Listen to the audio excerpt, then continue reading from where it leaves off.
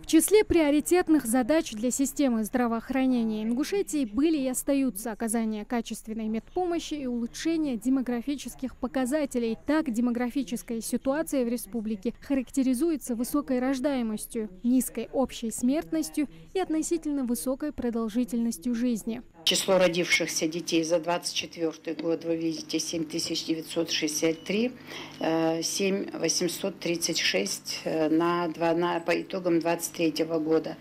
Показатели рождаемости неплохие.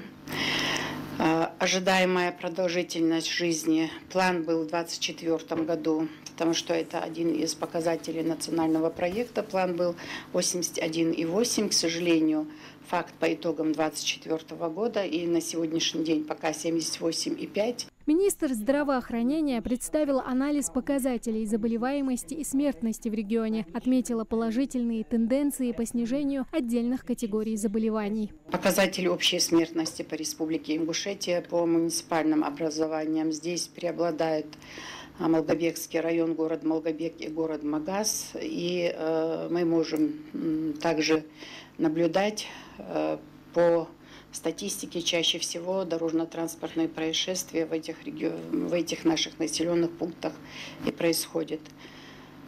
Здесь представлен общий коэффициент смертности по муниципальным образованиям на 1000 населения и структура смертности в зависимости от заболеваний и вот в разбивке по годам. Особое внимание уделили вопросам укрепления материально-технической базы. Подведомственные министерству учреждения получили современное оборудование, благодаря чему расширили возможности для экстренной и плановой помощи.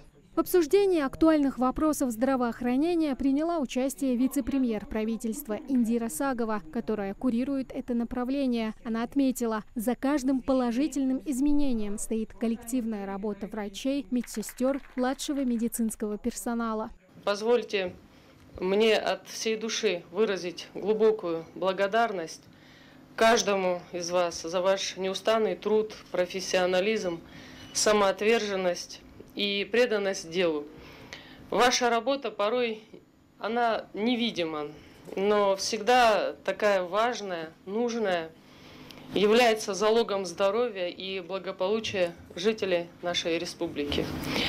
Вы люди, которые каждый день стоят на страже здоровья наших граждан, оказываете им необходимую помощь и поддержку. Снижение смертности, доступность современных методов лечения, кадровое обновление – эти достижения называют залогом дальнейших успехов. В планах министерства – расширение профилактических программ, реализация нацпроекта здравоохранения, поддержка медиков на местах. В завершении коллегии работников системы здравоохранения поздравили с предстоящим Днем медицинского работника, который отметят 15 июня. Также лучших из них наградили почетными грамотами и благодарственными письмами за профессионализм, преданность делу и вклад в охрану здоровья жителей региона. Тамара Хашагульгова, Адам Мережков, Сулейман Костоев, Магаз 24.